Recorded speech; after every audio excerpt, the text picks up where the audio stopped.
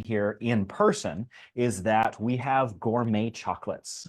This is actually by one of our practice members. She's an amazing person, and she does this every year, and the chocolates are so incredible. She sells these for $25 a box, and they are an amazing Christmas gift. So if y'all are interested, please contact me after the class. If you're watching online, message us or comment, and we'll get you in touch with Leah. So now that the commercial break is done. Today we're going to be a little bit more relaxed with the class. It's the holidays. So as I say this every time, but I really mean it this time, let's make this a discussion. Let's not just have me up here talking. I actually have very, very few slides. So we want to fill this with as much interpersonal interaction as we can, because that's what the holidays are supposed to be about. And unfortunately, that gets bypassed. And we're going to talk a little bit about what happens and why we have so much trouble enjoying the holidays. So let me just share my screen here. No. Anybody want a blanket? It's kind of chilly. Anybody good? There we go.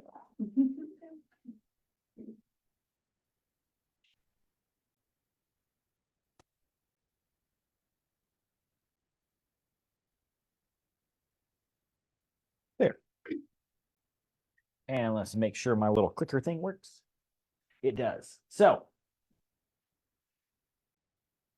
raise your hand if every time the holidays come up, there's always like this little bit of, or maybe a lot of bit of like, ugh, do I really want to do this again? Like, why do I do this? Why do I do this? Every year, this seems to be a big issue. And this issue is actually getting more and more prevalent. So let me ask you a quick question. Why do kids enjoy the holidays? And I see your hand, so hang on just real quick. Yes. Because it is, they're on the stage, we are the cast and crew making it happen, it is for them, just like it was for me when I was a kid. Yes, I asked Joy that same question, why adults don't, and she said, well, they should just focus more on the kids' happiness. But like I told Joy, does that really work? Can you focus on someone else's happiness enough to get your own happiness? It's a great strategy. We all try. Has anybody tried it? Yeah. Has anyone failed miserably at it? Yeah, me too. So yeah, the kids are center stage, but why are the kids center stage? They make it fun. They make it fun. They make it magical, right? We as adults, we have this expectation or this like idea that we're the ones that make it magical, but no, we're the ones sucking the magic all out of it. They're the ones making it magical, and that's why they're center stage. So what if we as adults decided we were going to start making it magical also, instead of making it all about someone else, hoping to get happiness that way? Don't get me wrong, we definitely want to be focused on others during the holiday. However, when we're focused on others, we have to remember, if we don't make it magical, if we don't make it happy, we will never get it by focusing on someone else. So the main reason, there's two main reasons that adults just suck the jelly out of the donut of the holidays, okay? And that's number one, expectations, and number two, obligations. Now, believe it or not, both of these neurologically are actually a fear response. If I don't do X, something bad is going to happen. X has to happen, otherwise something bad, right? These are all fear responses. And this is basically what the holidays really becomes about, right? So who wants to be super brave and tell me honestly an expectation that you have about the holidays? Yes. Giving gifts. Yeah, there's an expectation to give gifts. Okay. Now, in that expectation, who's in control of that expectation? You or someone else?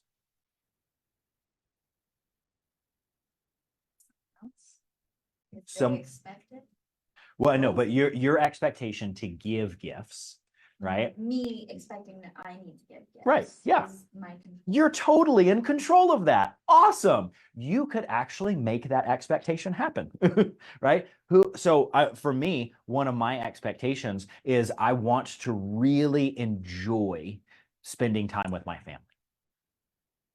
Okay. Now, that's a bit of a complicated one, isn't it? It's a total complicated one, right? Now, it's only complicated if I think that they need to be some way in order for me to enjoy. If I can remember that I'm in charge of my joy, that expectation can be met. Anybody else have any expectations? Yes? Expectation to have fun. Awesome. What's the other one?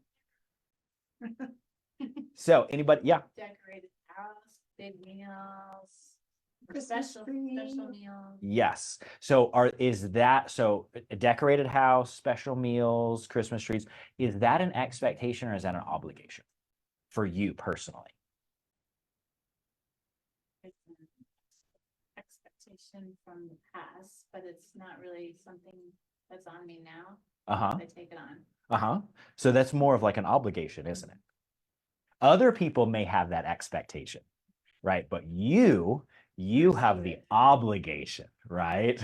That's what we're going to get into next. The obligation is I should do X, otherwise something bad is going to happen, or I need to do, right? And so the obligations are spending all of this time trying to make it special, trying to make other people feel something, which is totally insane and impossible.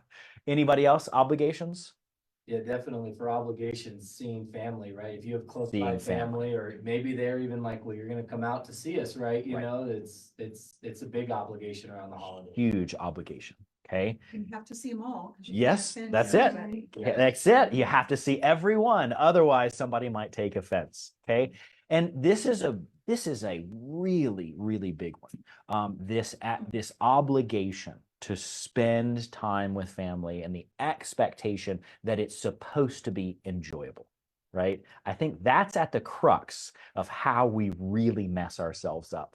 One of the things that really helped me with this, your level of obligation, okay, is really based on the level that you truly, if you're going to have a healthy obligation, it's going to work out, right, is going to be based on your true desires. Okay, if you're obligated for your desires, well, that's great. Things can go well because you have some semblance of control over that. So whenever it comes to family, I want you to imagine someone that you see every single holiday, and it's like at the top of the list, the top of the obligation list. Okay, you got that person in your mind? Okay.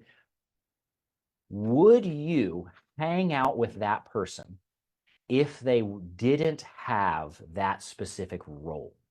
If they weren't your mother, father, brother, sister, aunt, uncle, if they were not that role and they were just a person that you had met somewhere, would you still want to spend that time with them? Anytime the answer is anytime the answer is no, we're setting ourselves up for failure. We're actually not being honest. We are lying to ourselves big time. And that actually ends up being a lie to that other person, right? And they pick it up. Even if we're like really, really trying to convince ourselves that we're doing this because we want to do this. We're doing this because we love them. But in reality, if you're showing up as obligated, right, what version are they getting? Is it even loving to them if you are lying and doing this because you should, when in reality, everyone needs to be honest and say, this isn't enjoyable. Because if you can be honest and say, this isn't enjoyable, you have the potential to create more joy. But if no one is going to acknowledge this sucks, if you don't know you suck, you can't get any better. So this is the big trick for obligations, right? Is to be super, super honest with yourself and say, is this obligation, right? Is this something that's based on a true desire that I have, or am I lying? And if you're lying, it's only going to go so far. And it's a tough pill to swallow. The key for our expectations is who's in control. Are you setting an expectation that you're in control over? Well, then you could win. It could actually be enjoyable. But if you're setting an expectation, or you're getting into obligations because of someone else's expectations, you're setting yourself and everyone else up for failure. So there's 3 unique flavors of fear. These fear patterns, these obligations, these expectations, they come about because of a specific part of our brain that is wired for a specific type of fear. Okay, if we can recognize what type of fear we're experiencing, okay, it's going to be a lot easier to be able to move through it and go, wow, I'm in this obligation. You know what? I'm in this obligation because, you know what? If I don't make that turkey dinner, like, I don't want to see the disappointment on my kids' faces. Okay. Let's see. If they're disappointed because I'm not doing something and I have to look at their faces and feel their pain, right? Their pain of others. Okay. Is that really worth all the time that I'm going to put into this? If I put all that time into this and I still see the disappointed faces, is that worth it?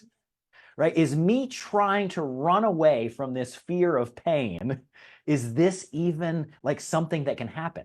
I know Uncle Mortimer is always disappointed. No matter what I do, I'm going to see the pain on his face. So you know what? It's not worth it. Okay. The second one is the fear of failure. Okay. And the fear of failure comes in because of conflicts, because of expectations, but more than that, it becomes because of the coulds and the shoulds. Now, this is one of the main ways that we take part in destroying our family relationships, is we get into the coulds and the shoulds. They could be like this. Right? Instead of being loving and accepting, they're not. You may be, but they're not. And then the shoulds, right? Oh man, they really shouldn't be like this, but they are. Okay. Is there any benefit that we're getting from the coulds and shoulds? Like, does that change anybody? Well, of course it does. It makes us miserable. We're the ones that it ends up changing. But this one right over here is actually triggered from that specific fear of failure, right? If X doesn't happen, then something bad's going to happen to me. And the last one is the fear of death. Okay. Now, again, humans, we have this amazing prefrontal cortex. We have this amazing ability to disconnect from reality. We call that imagination. And what we do with our imaginary fears is fascinating. We bring the fear of death way beyond just physical death. We bring it into the ego, into our roles. Oh no, if I'm not brother, who am I? Oh my gosh. If I'm not X, if my identity, if I'm not this cheerful person, right, then what? Right? Every time that our brain sets up a certain part of our identity, our sense of self, and that sense of self gets threatened, our body responds as if it's under attack. Okay, so if I am a chiropractor and someone says something bad about being a chiropractor, my immune system comes on. My white blood cells come on. Inflammation actually hits my body and gets turned up because my body's ready to defend chiropractor. As if that's something that I could even defend. This one right over here is actually at the root of all of our family arguments, all of our family debates. It all is coming back to everyone is all caught up, literally in an inflamed state because someone's saying something that our brain says, I'm under attack. And in reality, it's like, yeah, you could totally have that opinion. And it has nothing to do with me. But we have to recognize this. We have to recognize when we are defending something that needs no defense. We need to recognize when we are creating this issue of the shoulds and the coulds with our family. We have to recognize when we're trying to avoid seeing ourselves or someone else in pain, whenever many times pain is inevitable. So, this is a big one, okay? Raise your hand if you can honestly say you get triggered at the holidays. Yeah, just about every single person in the room, okay? Now, how many of you have tried to do something different? Okay, got a few head nods over here, okay? How many of you honestly just like, "Ooh, it's coming, it's coming, it's coming, it's coming, here it comes." And that's our main response, right? A few people in this room, okay? Well, the reason that I bring this up is it was one of the most common things that we hear at Organic Living Chiropractic as far as the progress people make is that they will get into situations and they're just surprised at how they just act differently. It's like before this would have triggered me, but like I don't feel it as much. Okay, when our nervous system is clear, whenever our body is open and receptive and no longer in defense responses, we get triggered less often, less intensely, and we can move through it much quicker. Okay, but who knows what getting triggered like really is? Anybody? Okay, somebody in the back, what's getting triggered?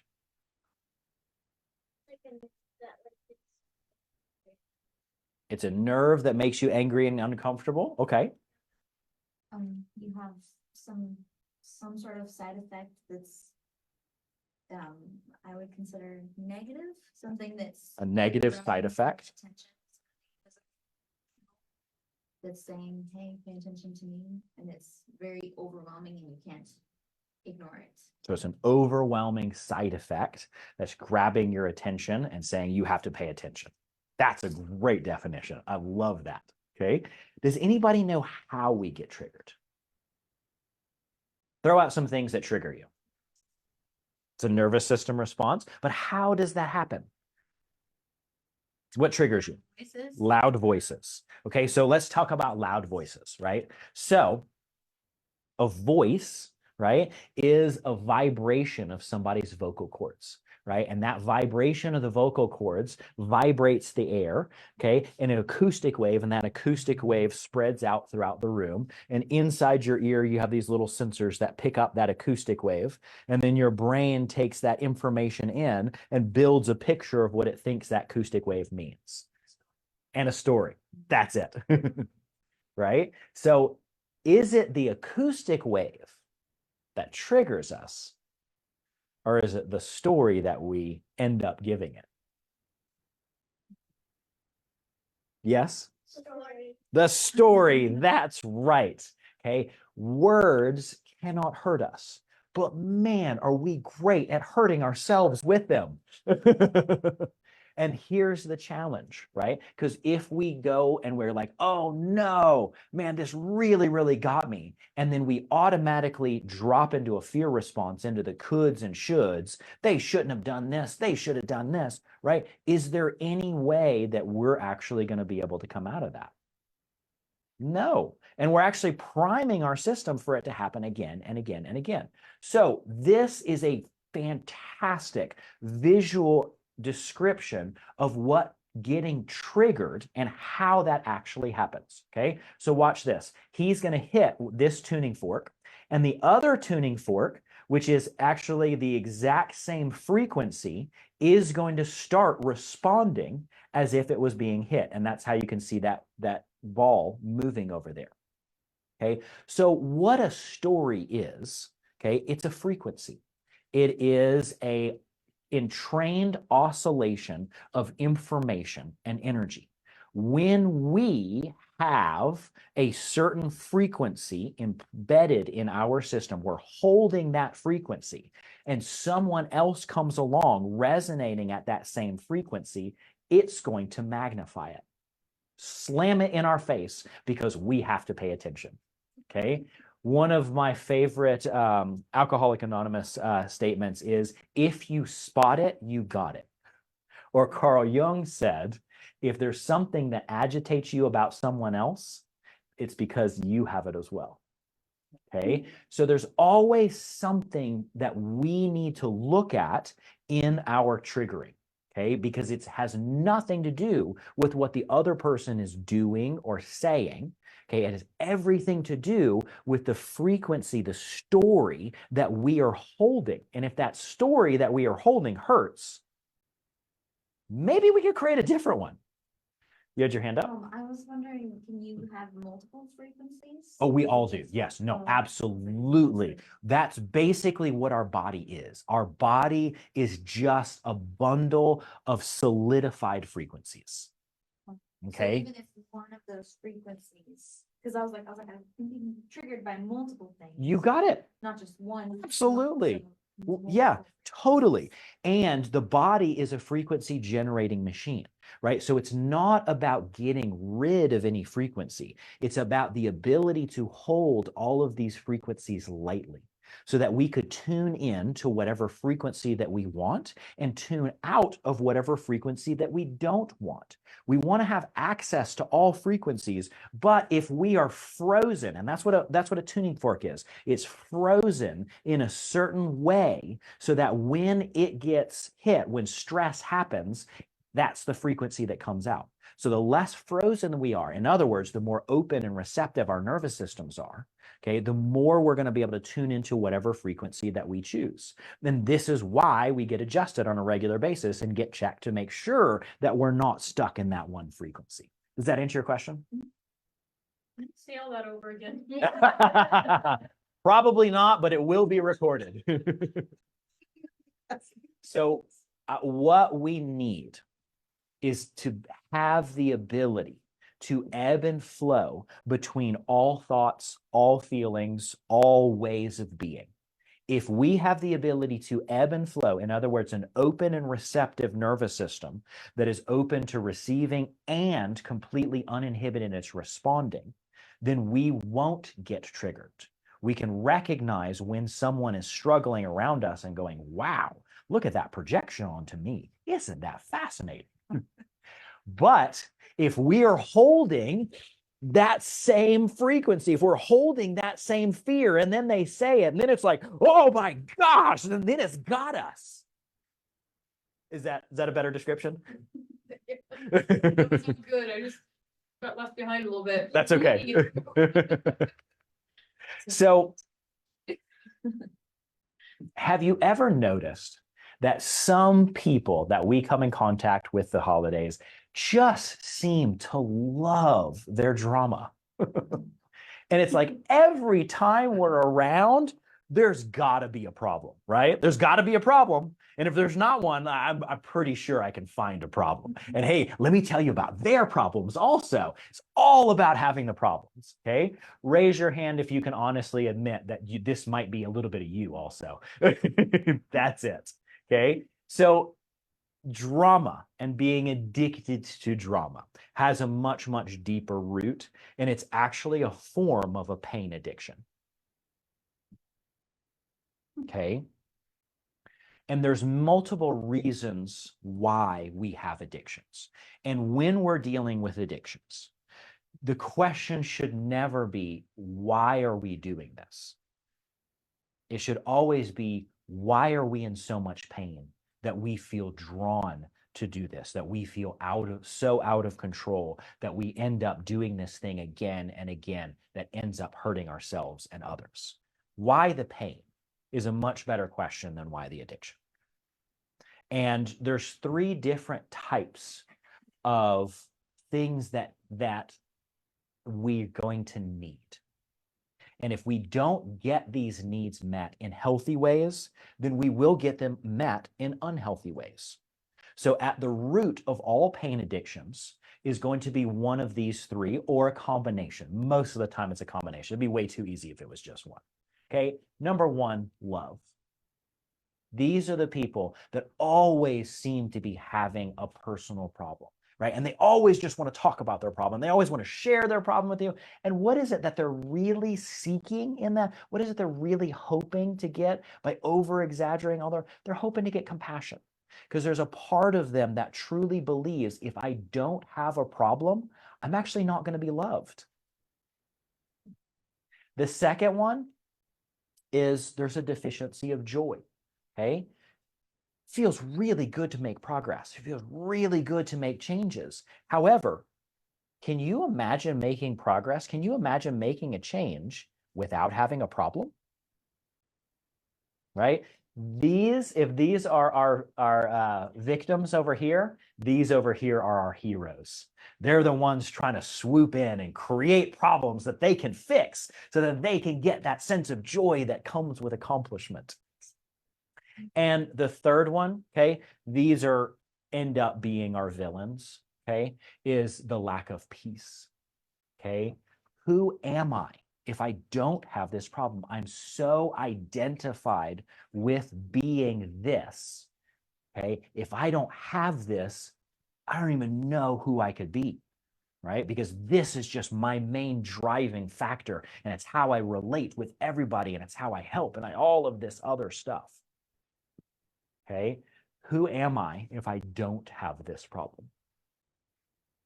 So, during the holidays especially, how can you tell if you're triggered?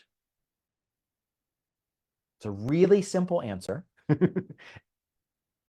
want to leave the room? Like, it'd feel nice to just like hang out in the bathroom for a You second. want to leave the room. Okay, good, good. Anybody else? Tighten up your body. You tighten up You don't in eat. your body. You don't eat. Oh, that never happens. You're never triggered. You shut yourself out from everyone else. Yeah, those are all good signs, okay? But the one way, and all the different ways of expressing it, because then there's a bunch of them, but the one way you know you're triggered is, are you enjoying yourself? Okay, this is not work. This is not your career. This is not where you're supposed to be putting in all the effort and being. This is the holidays. This is your time off. You are triggered if you're not enjoying it. Crap. I'm triggered a lot. These are the times that we're supposed to be reveling in what's happening. So here, although all of those are great answers, and there's other signs in other scenarios, during the holidays, if you're not enjoying yourself, that's because some type of triggering is happening. Okay? And if you can recognize that, if you can acknowledge that, guess what? You can move yourself towards enjoyment. So, how do you unwrap yourself whenever you find yourself triggered, not enjoying? Okay? Number one, just become aware. If you're not enjoying what's going on, right? What are you feeling that hurts? What kind of pain are you feeling? Where's the discomfort? Okay? Not just in Aunt Judy and her mouth, but physically in your body. What is it that you're feeling? Okay, find it. Become aware. Number two, again, all of these problems come from base root of not having one of these threes. What is it that you want in this situation? Which one of these three, love, joy, or peace, which one, if you were experiencing that, you would want to stay in the room? Your body would be nice and relaxed. You would want to eat all the yummy, amazing food. Which one of these do you want? And where is that? If you were feeling it, how would you even know that you're feeling it? Can you describe it? Do you know what each one of these feels like? Number 3, how are you hurting yourself? Are you hurting yourself because of expectations? Are you hurting yourself because of obligations? Okay. And once you can recognize which one of these is sucking these out of your life, you could just stop. Recognize what is it that you truly want and recognize how you're standing in the way of getting what you truly want. Okay. Number 4, what type of pain, what type of fear are you really experiencing? You know what you want. You know how you're stopping yourself from doing it, but what's the real fear that's keeping you stopping yourself from getting what you really want? Okay. And number 5, this is the most important one. When are you going to give your greatest gift to the world, to your family? What's your greatest gift? Somebody say it. Yes. Yourself. Yourself. Is it yourself all bummed out and stressed out and grumpy because nobody's doing what you think that that's not yourself. That's not your gift. Okay. Your greatest gift to your family, your greatest gift to your community, your greatest gift to the world is you in love. It's you in joy. It's you in peace. These are the greatest gifts that all of us need to experience, and we need to experience it from you. So when are you going to decide to give your gifts? When are you going to unwrap yourself? That's all it takes. No one else can do this for you. And this is what the holidays are really about.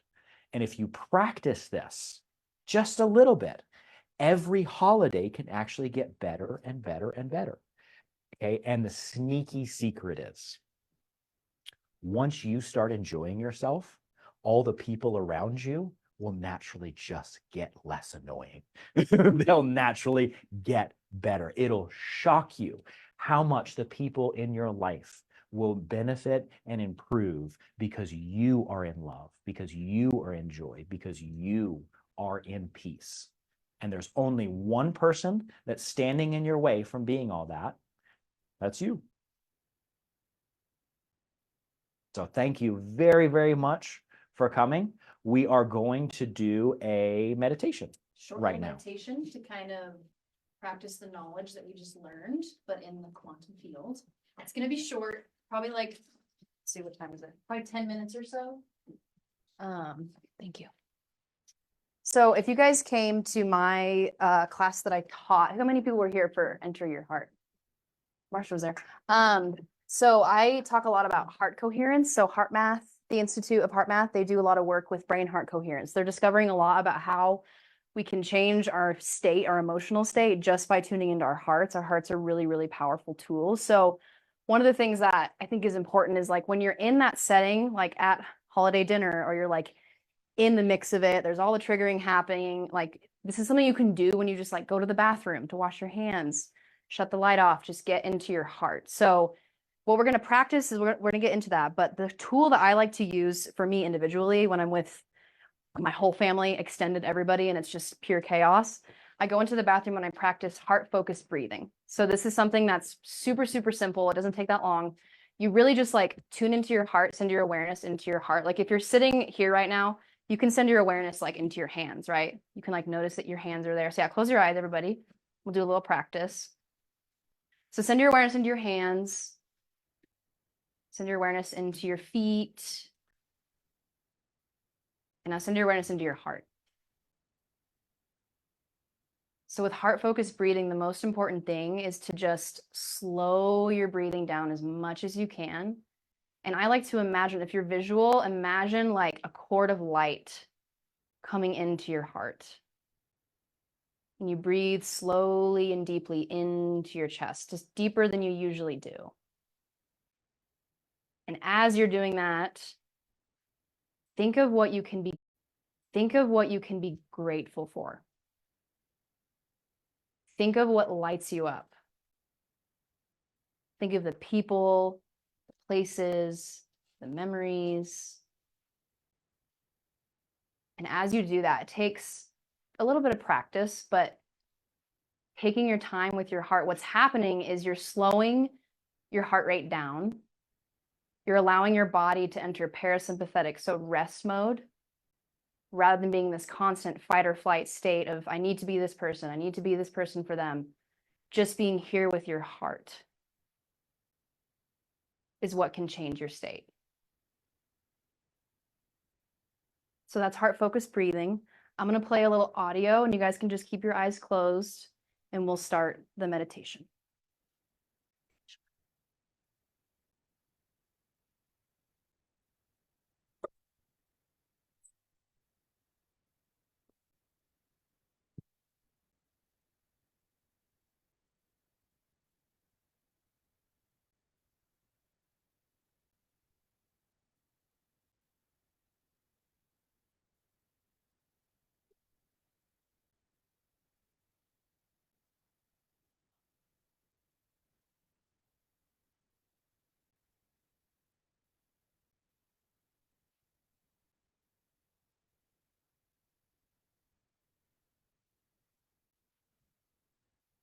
All right, just make sure you feel comfortable in your chair.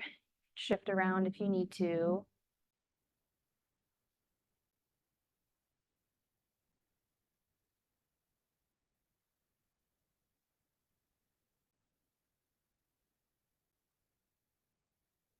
We're going to start just by bringing our bodies and our minds into this present moment.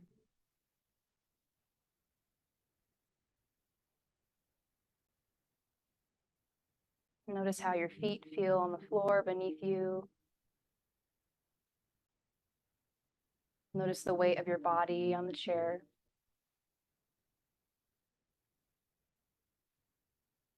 Notice where you might be holding any tension in the body. Allow your shoulders to fall away from your ears. Loosen your jaw.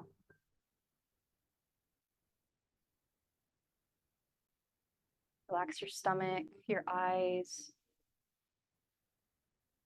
Just do a scan. And notice too if any parts of your body are asking for your attention.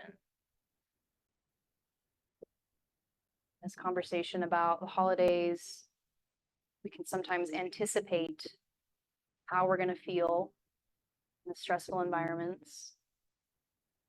Just thinking about that instance, your body does not know the difference between an experience in your mind and an experience that's actually happening. So just be with whatever is present for you right now.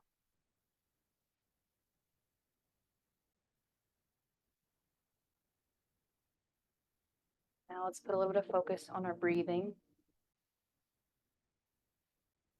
Just breathe deeply into your body, into your chest, into your belly.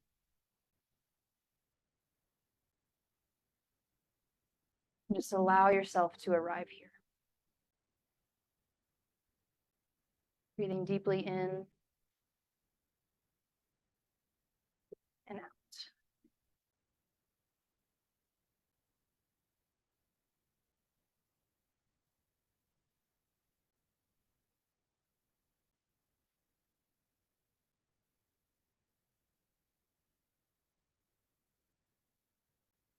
I want you to call to mind the feelings that you might be anticipating before the holidays.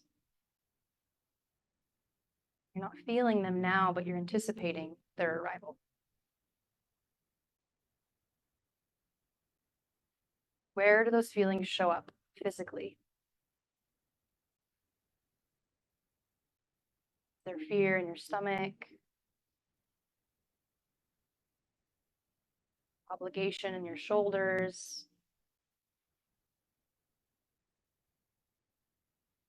Allow yourself to just observe these sensations.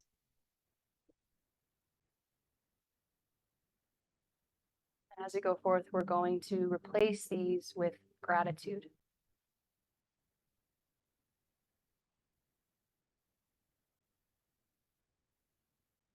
I want you to send your awareness again into your heart. You can put your hand over your heart or just become aware of your heart. Your heart is a tool that you can use to move through the holidays with grace, with gratitude.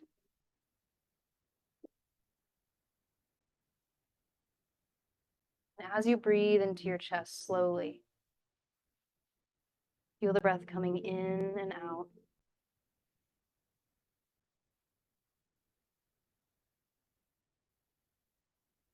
I want you to see your inner child.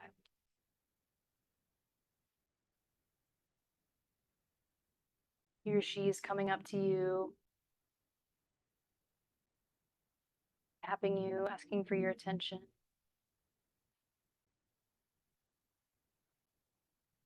Ask them how they feel about the holidays.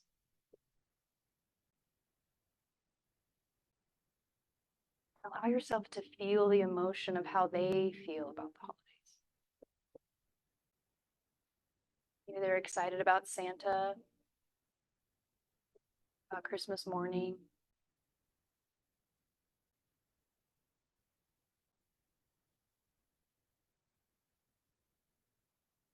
Just be with your inner child now. See the details of their face. Are they happy?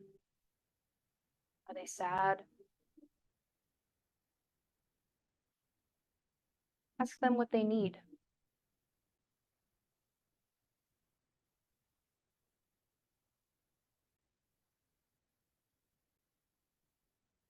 We can't always get what we feel we need from our family. We can't force people to change. We can give ourselves what we need. Oftentimes, our inner child just needs us to nurture them.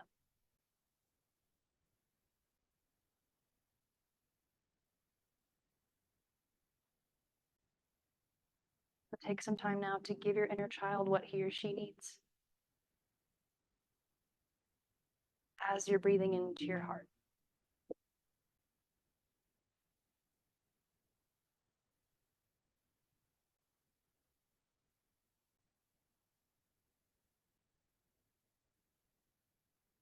You also just might want to play. Stop taking everything so seriously.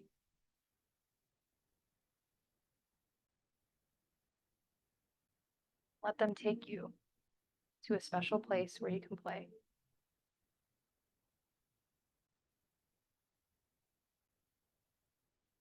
Just notice if they're saying anything to you.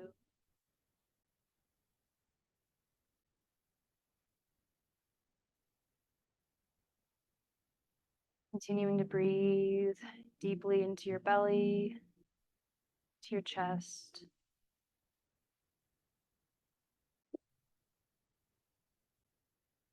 Sending your awareness out into the space in the room.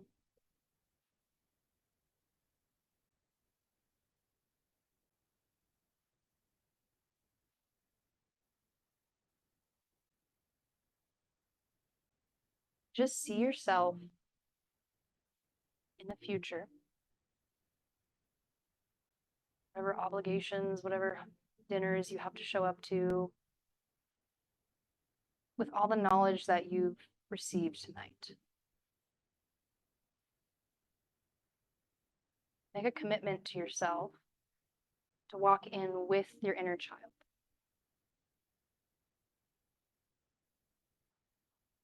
When you're feeling triggered, look down at your inner child and provide them what they need.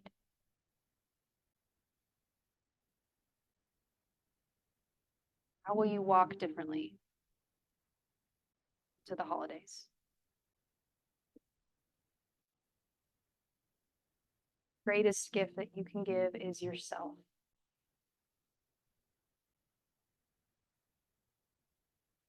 Make a commitment to set the energetic thermostat in the spaces that you find yourself during the holidays. As you breathe into your chest.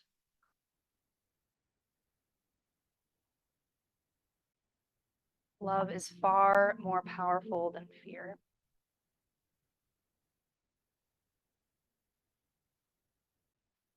Your joy, your peace, your gratitude can transmute fear, drama, triggering. And as you breathe into your chest, slowly in those settings that could be stressful, your heart field will expand, having a substantial effect on the energy in the spaces that you're in. See yourself sitting at the table, breathing into your chest as your heart field expands. Smile on your face, just being who you are.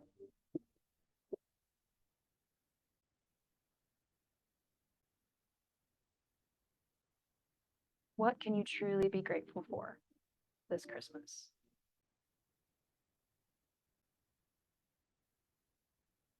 Think of one thing in your mind right now that truly brings that feeling of love, gratitude. What a gift it is to be alive, to have family, to have people that love you in their own complicated ways.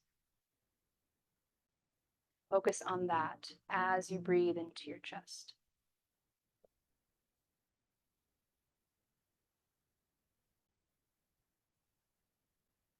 For the last part, just think of one individual, or two, maybe three, that tend to cause a little bit of triggering for you.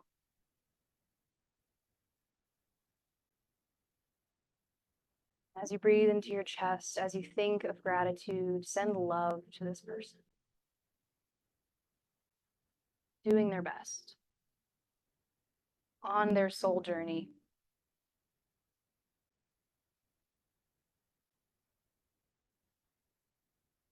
Love is not bound by space and time.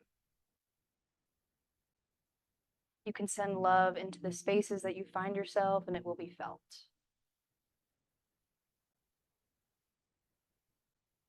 Just see yourself transcending that fear.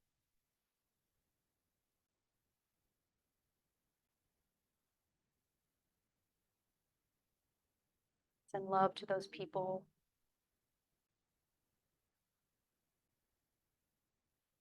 Offer yourself gratitude for showing up differently this year.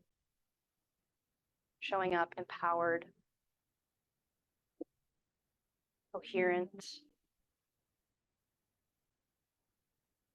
As you breathe slowly.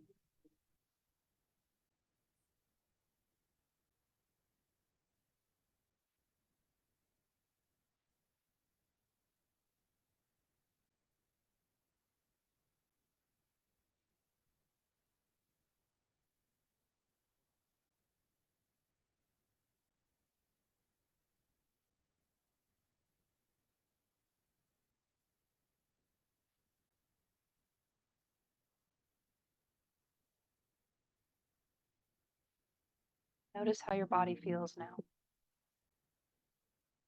What has changed? What's different? You can attain this state of being, walk into difficult situations differently.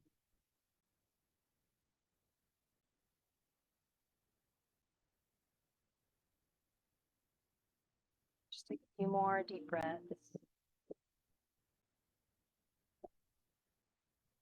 Seal this in for yourself.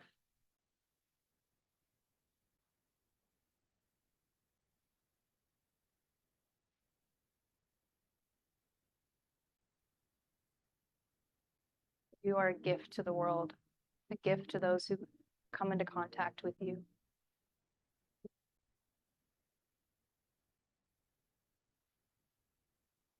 The greatest gift you can give is yourself.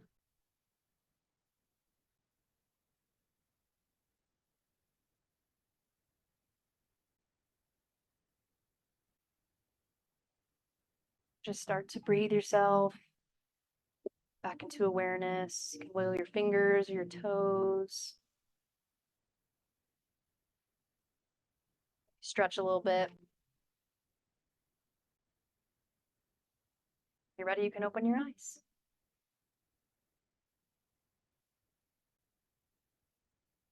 Good job, guys. How do you guys feel? Relaxed? Good. Yes. Okay. So from this space that you're in right now, I want you to, in your mind's eye, think about the person that has historically brought you the most challenge during the holidays, or the person that you're dreading seeing the most this upcoming holiday. Do you want your shoulds and your coulds in this relationship, or do you want the best relationship possible? These are in conflict. The relationship you think you should have, the relationship you think you could have, is in polar opposition to the best relationship possible. Which one are you going to choose?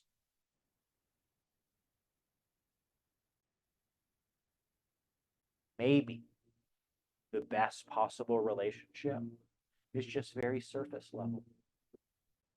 It's just a smile and how are you and how's the weather? Maybe the best that this relationship can be is just civil.